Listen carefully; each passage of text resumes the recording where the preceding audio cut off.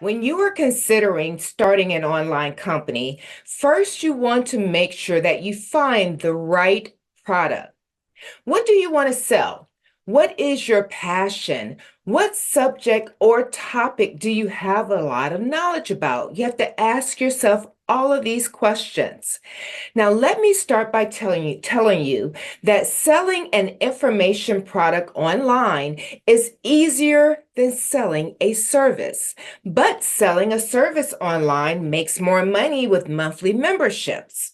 Now, before you spend all your time working on a website and writing up ebooks, you want to be sure that your customers are going to be interested in what you are selling. Do your market research. You want to start by seeing how many competitors you have. This is a good sign.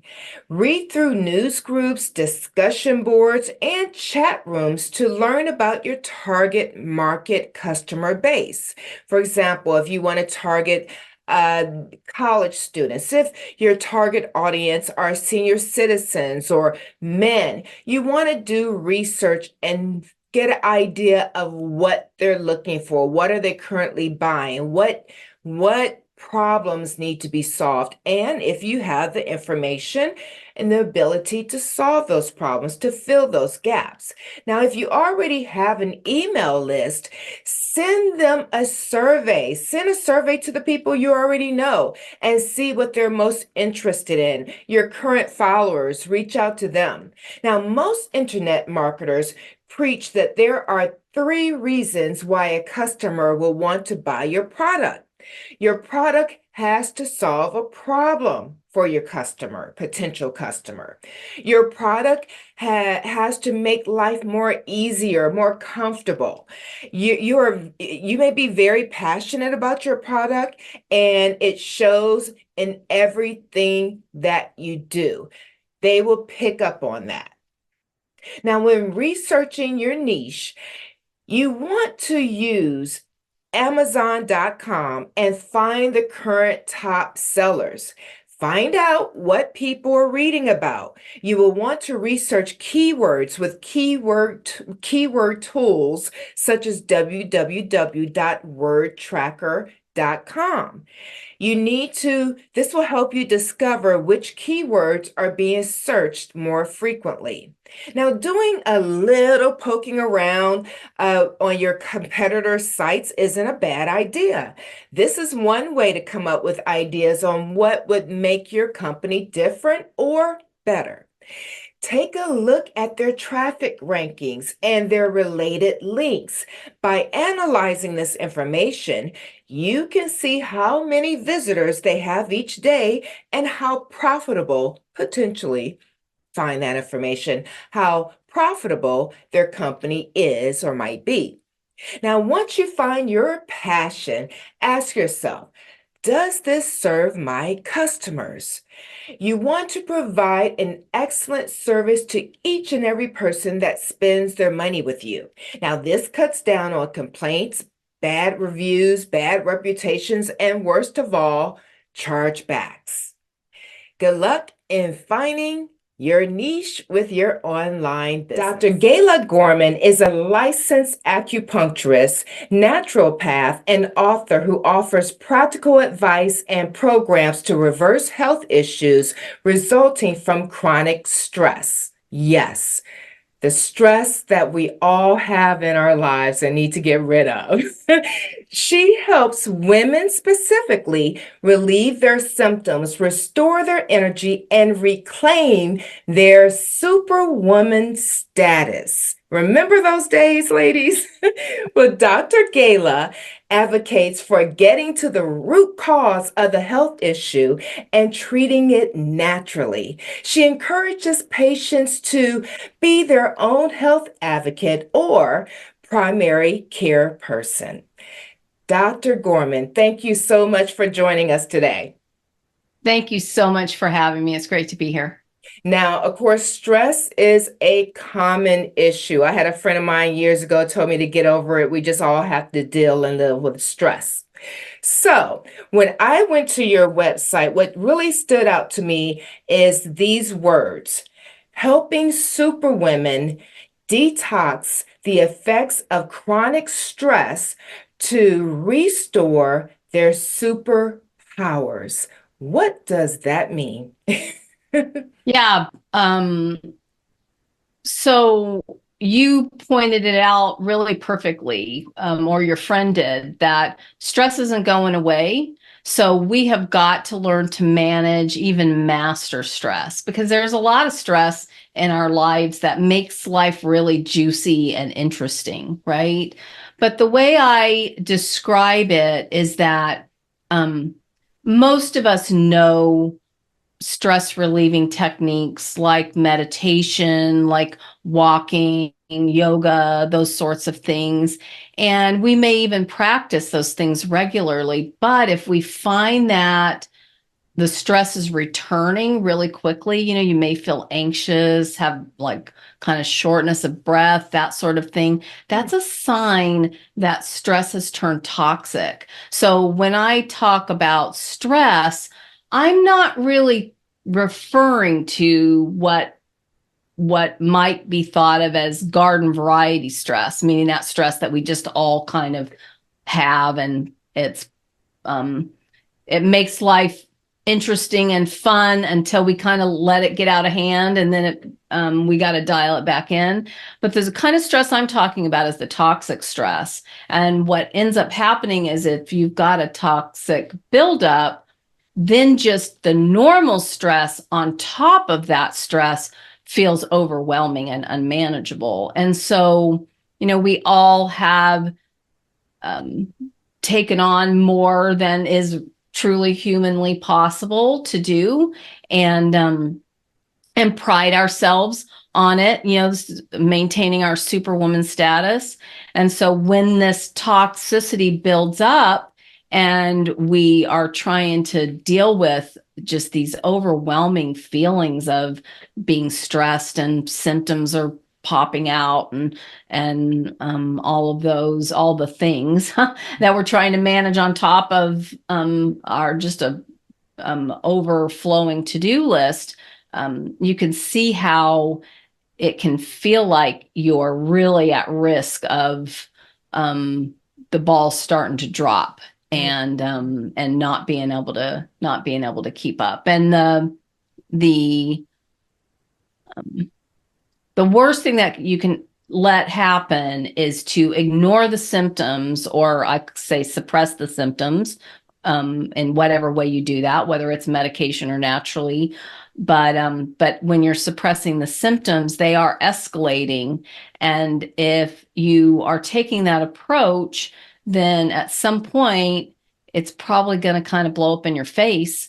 And then you're going to be forced to hit the pause button and deal with some crazy situation that you really don't want to have to deal with, and could have been avoided if you would have been willing to take a little bit of a different approach when things were more manageable. So you mentioned a couple of symptoms like shortness of breath. Is that getting into anxiety? And then please share some other symptoms so that the ladies could recognize if they're dealing with that now. Yeah, so anxiety, like for anybody who's had a panic attack literally can feel like you just can't catch your breath. You might even feel like heart palpitations, and those are literally physical symptoms that are directly correlated to stress, typically. But there are other symptoms like digestive issues. If you have acid reflux or any sort of digestive issue that you're having to medicate just to be able to consume a meal, that's a symptom like I'm referring to. If you're getting regular headaches that you are chasing with caffeine or some sort of pain reliever, that is a clear sign that some toxicity has built up. Aches and pains, particularly in joints. Joints are kind of where our body stores the trash when it doesn't have a better way to get rid of it. And so if you've got achy joints, that tends to be another sign of toxic buildup. And then insomnia, just about every woman that comes to me shows up with sleep disturbance of some sort to some level, to some degree. And that is also typically a sign that there is some toxic buildup, that at night your body is trying to do the repair work, and so it's trying to process all this toxicity that's been built up, and it's just keeping your system too stirred up, and you're not able to really go into that relaxation response to the degree that you need to in order to be able to have some sound And a sleep. couple of the symptoms that you mentioned, like insomnia and gosh, I can't think of the other one. I have know a couple of friends who are dealing with that, who and they've been told it's related to menopause. So is stress somehow connected to menopause, perimenopause? What an awesome question, and I'm so glad you asked. So this is really interesting because most of these of the women, us, we have been dealing with adrenal fatigue for potentially even starting in our late 20s, but typically, certainly, once we've tried to roll through our 30s, by the time we hit our 40s, we have pretty much full-blown adrenal fatigue. We kind of keep it at bay, and we are still managing to keep all the balls in the air, but from time to time it kind of hits us and takes us out, right?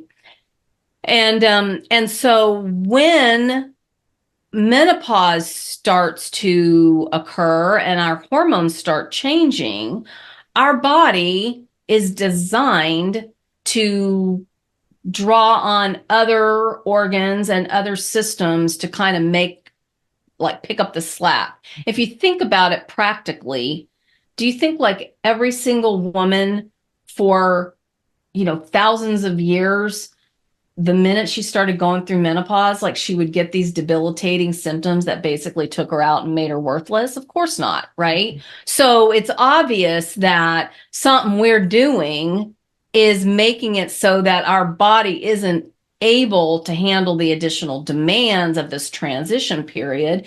And the reason for that is because of going into menopause with adrenal fatigue, because the adrenals are supposed to donate this extra juice essentially to help us kind of manage that transition. And when your adrenals are already on fumes, there's nothing to donate. And so the women that tend to have a really bumpy ride through menopause are the ones that had a lot of stress leading up to that point. And I want to caution you and your audience of what I said earlier. Like, just keep in mind, like, sometimes the stress isn't what you think it is. It's not just stress from work or stress from kids or stress from other relationships or stress from financial situation. Like, sometimes it truly is a buildup of toxicity that no amount of meditating is going to reverse that situation. You're going to need some help and a more targeted approach to be able to reduce that toxic load. And I'm glad you said build up, because I think that ties into the superwoman woman words, because most women are mothers, have been mothers, a wife or a partner, a career woman. You got to take care of the household, all that over the years. I imagine stress from different scenarios build up within the body over the years, correct? Yeah, and then, a lot of times by the time a woman like gets to late 40s, 50s, and she's dealing with menopause, now she's got kids that are adults, but maybe she's got grandkids that she's trying to help with. And maybe her parents are aging and their health is failing a bit, and she's got more demands there. So, during a period of time where we should be just full on taking care of ourselves, being our own primary care person, we're still caregiving to all these other people in our world. Yeah, and I was a caregiver for my dad. I will say every support group I did, they advocated taking care of yourself if you don't take care of yourself. I want to touch on there's one skill that you have that I am an advocate for is acupuncturist. When I saw that, I lit up. And I say Yeah. that because years ago, my prior fiance, I was getting acupuncture in LA to kind of keep my eggs going, potentially, have a baby. Thank goodness I didn't marry him. But what it did was I didn't realize, but it balanced, I guess maybe my adrenal, you could probably explain that for menopause. I wound up going through menopause, I guess within that time frame, but it was so light. I didn't realize I was going through menopause until there was time. I had a social media agency business, plus I was in the entertainment industry, but when I was at home working on the computer, I would get hot, a little hot, not real anything significant. So I would just turn on the fan. But I went through menopause without any major issues, and I absolutely credit it to the acupuncture work that I had done. Those needles, people are scared of them, but I think it's something that they should absolutely try. Yeah, well, acupuncture is fantastic. And what it does, so the thousands of years ago, like for thousands of years, Oriental medicine has been practiced around the world.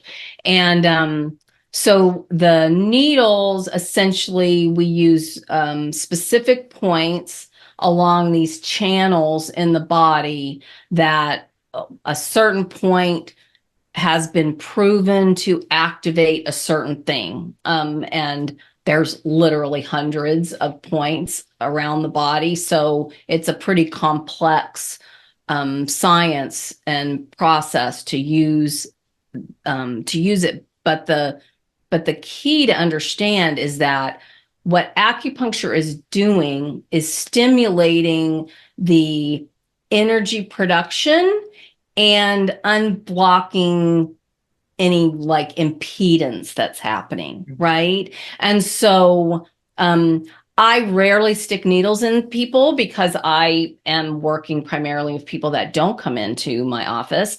And we have ways to essentially practice needleless acupuncture. It's accomplishing the same thing without having to use the needles. And so people tend to really like that because, like you said, people are needle phobic, and acupuncture needles are super fine and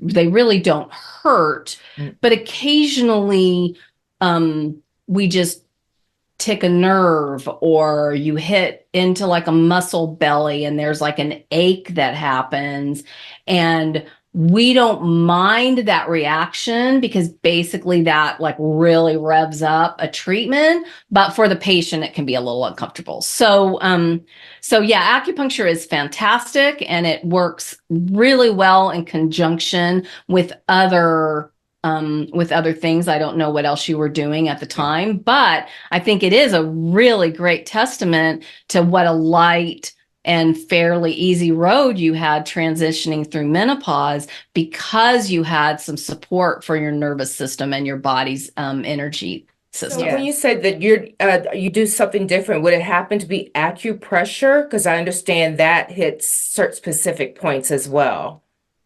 Yeah, I use microcurrent and frequency specific microcurrent, and we use that in conjunction with you've still got to get the energy, like the human body is a rechargeable battery. Yeah. So you have to get the battery charged. And normally, think of like a hybrid car. The hybrid car recharges its batteries by braking, right? The friction from that will recharge the batteries. But it's not really enough energy to run the whole car. You still need a gas tank, right? So it's like you got to have a little bit of both. And that happens sometimes with the human body. If we're doing everything right and we're not doing a bunch of things that are draining our battery, like to excess, then we can recharge our battery without any additional support. But a lot of people are putting more demands on their body than their body can recharge on its own. And so we have ways to kind of refill the tank and then instruct that energy for what needs to happen in the body. Okay. So please share your process of how you work with women. And I guess at what point would someone know that they should come to you for help, for assistance? So one of the things I have is a very low cost kind of entry level process called a human energy system reboot. And I usually recommend that anybody who wants to dip their toe into the water working with me, just give that a try, because it's a really easy way to kind of introduce yourself to some of the things that we address, and only takes about a week.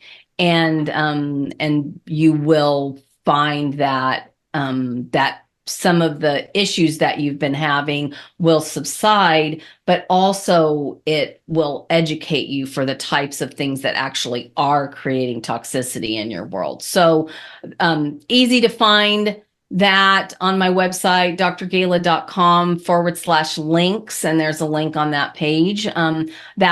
That page, drgala.com/links, also has links to all my social channels and my newsletter. I write a newsletter every Sunday, and that just kind of keeps you plugged into my latest thoughts on whatever we're addressing at the time. And so, yeah, it's just a really low cost, easy way to get started. And then what I typically suggest is that if you feel like that approach kind of resonates with you, but you know you need more help, then we can go to the next step, and I can provide more support. Obviously at an additional cost. So it's nice to start with the low cost sort of entry into my world, because I do take a different approach. You know, I'm not going to focus on suppressing symptoms. I'm going to focus on addressing the root cause. And so sometimes if you've been suppressing symptoms already, sometimes you have to be willing to allow those symptoms to kind of resurface so that you can get the information that you need out of them, you know, and that can be a little uncomfortable in the short term. We try to mitigate it as much as possible, but if you understand the reason for taking that approach, it helps you to kind of stick with it. And it's just the different philosophy and a different approach than you'll hear from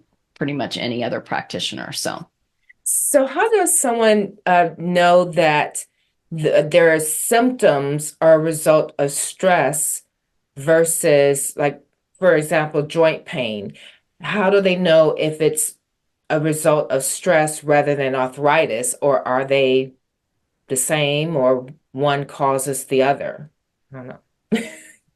I've been told arthritis is hereditary. It's all interrelated, and the research has shown that 90% of disease is caused by stress. And the way I put that is, the statistics might seem ridiculously high, but they're actually low because they don't factor in all the ways that stress shows up. So think of your joint pain, right? And there's a lot of moving parts, right? So if you've been an athlete, for example, and you've overused a joint, okay, think a hip, a knee, shoulder. Think you're a pitcher, and you've basically used that pitching shoulder like 1,000 times more than any normal person would use it, right? So it makes sense that there would be some degeneration in that joint, that even if you had mitigated it to the best of your ability, had really good coaches and physio, that you might still have some degeneration in that joint that would ultimately have to be dealt with, even potentially surgically. Hopefully that it would never come to that. But if you don't get out in front of it in advance, then that's where you end up heading. And people are just like, well, I'll just go get a shoulder replacement or a hip replacement or a knee replacement or whatever it is they want to replace. And I caution you to not take that lightly, even though if that mobility is everything. So if your mobility is threatened, then you do need to take that seriously and figure out how to mitigate it, because you have to maintain your mobility to have a quality of life as you age. So that's like bare bones. But anytime they cut into the human body, you're cutting into fascia, you're cutting nerves, you're like disrupting physical structures that will never be really the same again. Like all of that will not really fully repair itself. If you were a baby, if you were 2 years old, we have so much stem cell production and growth hormone still going on that a lot more repair work happens naturally. But as we age, that gets much more challenging. But back to your question then about joints, is there's the factor of overuse and degeneration, right? But then there's the factor of toxicity building up and your body needing a place to store it. And joints were just, visceral fat, like our fat accumulation, and joints is kind of where it gets stored. So the your first line of attack, if you will, is to reduce the toxicity in your body, right? So if you reduce the toxicity and you feel like you've done as much as you can do along those lines, and you still have joint issues, and you have MRI done, and you've got the degeneration of a joint that is potentially threatening your long-term mobility, then I say let's address that. At least try the natural steps first and see if you start getting some relief before you go to the extreme with a surgery. Well, and just think about it, like surgery is incredibly invasive. Even if you have minimally invasive surgery, it's invasive, and you're going to have anesthesia, which is very toxic. And, so you've got all these other things going on. So if you're considering any surgery, then detoxing and dealing with all of this stuff first is recommended regardless. Right? If you're really considering surgery, that's even more reason to take care of some of this other stuff. So yeah, it kind of reminds me of a social media client I had years ago. As a doctor in Texas. He provided chelation therapy. I can't remember if that was considered natural or not, but I spoke to one of his patients who was recommended to get a stent, but fortunately his doctor told him about chelation to try it. And he was, living a healthy, vibrant life. And he said he told other family members, but they instead opted for the stent, and some had to get several, get one, I guess, then you eventually have to get another. And then there were those that didn't live long at all. But it makes you like, and his route was a whole lot cheaper and a lot less invasive.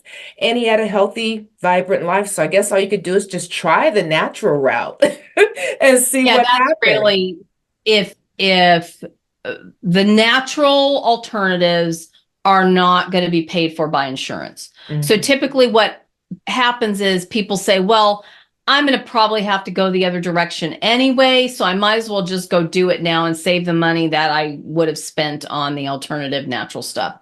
Yeah. And your example there is a perfect example of why you don't want to take that approach, because even though you're going to have to spend money out of pocket initially to do some of these alternative therapies, whether that's, I don't do chelation. I can't hang a drip. It's outside of my scope of practice. But I have other ways to deal with toxicity that are within my scope of practice, right? And so if you know you need to reduce your toxicity regardless, even to have a better potential outcome with surgery, then there really is no reason not to take that approach first. And then it might end up like this patient of your clients that didn't end up needing the surgery after cleaning up their act.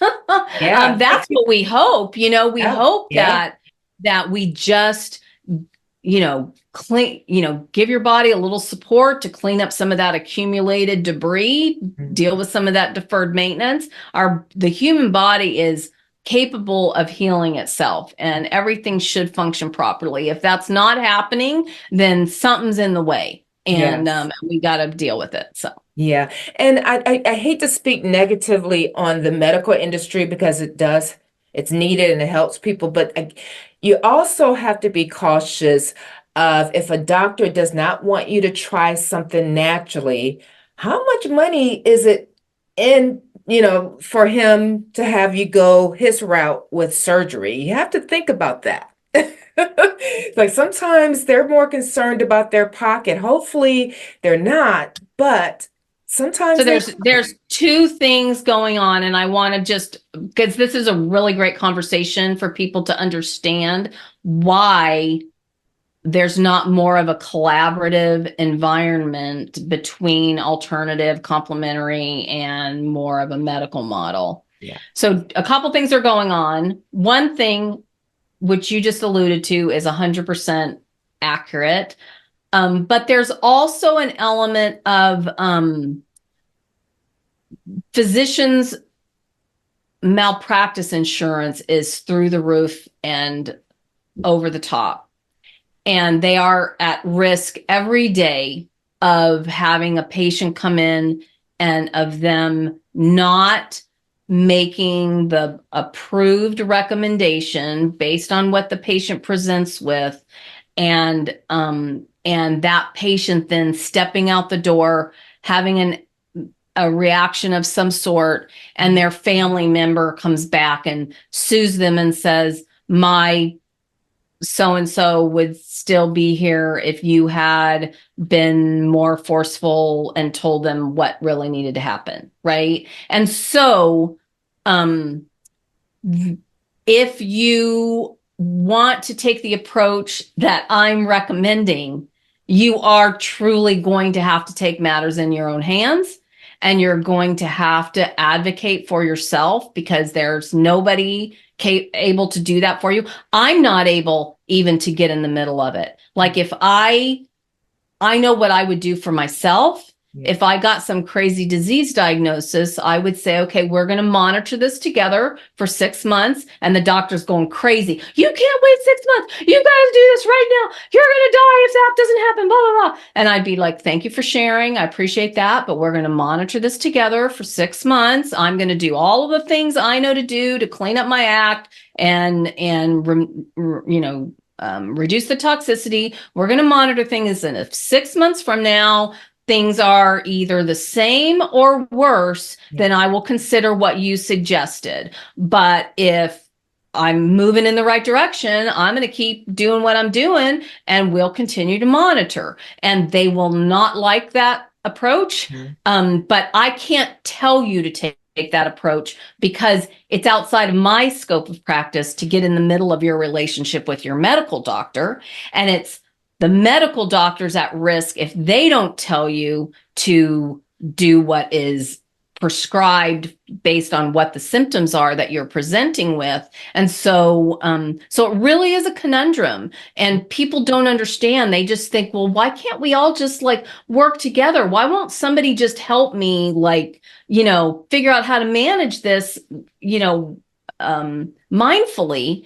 And it is truly a challenge. And there's a lot of reasons for it.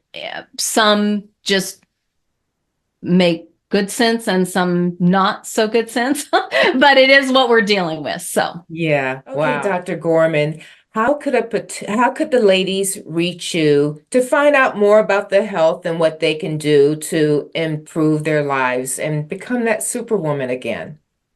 So the absolute best thing to do is to go to drgala.com, drgala.com/links. And you'll find an easy link to get my book. My book is What's Your Kryptonite? It's on Amazon. It's also on Audible. You can get the audio version if you prefer that. All of my social channels are there. I post across all the channels. I have a YouTube channel. I recommend that you subscribe to my newsletter. I do send a newsletter out on Sunday, and that'll kind of keep you in the loop. And then there's also a link for the Human Energy System Reboot. And I suggest that you take a peek at that and see if you could get your head around taking a week or so. And it only takes about a half an hour a day, but it does require that you make some changes that some people are kind of resistant to. So wonderful. And a brief synopsis. What is your book? Well, of course, it's about what you do, but a brief synopsis about your book, please. Yeah, so the title is What's Your Kryptonite? Manage the Toxic Stressors Threatening Your Superwoman Status. Okay. And I wrote the book as like an inspirational resource, essentially, for women, so that it was interesting to read now, even if you don't feel like you're in some health crisis. I want to get out in front of it. I want women to be like paying attention and watching for signs and symptoms and knowing what to look for, and to feel like they're prepared if they ever do find themselves needing to be able to make really tough decisions. And so the book is an easy read. It's not super long. And my goal, like I said, was that it would stick in your mind. And if you're ever in a situation where you really need to be reminded, it's handy, and you can go back and say, like, I remember she said something about that. She said this might happen someday. I better figure out what she said to do. Yes, and ladies, you can incorporate reading the book as part of your self-care. Reading is very calming and relaxing and stress relieving. Sit up and drink your juice or whatever that's healthy. I was going to say wine, but I'm talking to a doctor, so I probably shouldn't say that. Hey, I drink my red wine. That's one of the things. Good. I'm a very practical person. And so there are times when we have to like dial it back and reduce the toxicity. And then there are times when we just want to enjoy our life, so I'm not an all or none person. I'm practical, and I want people to be able to enjoy their lives, but you have to recognize when toxicity is building and dial it back before it gets out of hand. Yeah, I always say it's about balance. So ladies, you could take like 15 minutes a day and read her book with your glass of wine while you relax and de-stress, and learn more about getting rid of the toxic energy that stress brings. Yes, absolutely. There you go. Thank you so much for joining us, Dr. Gorman. Okay, thanks again for having me.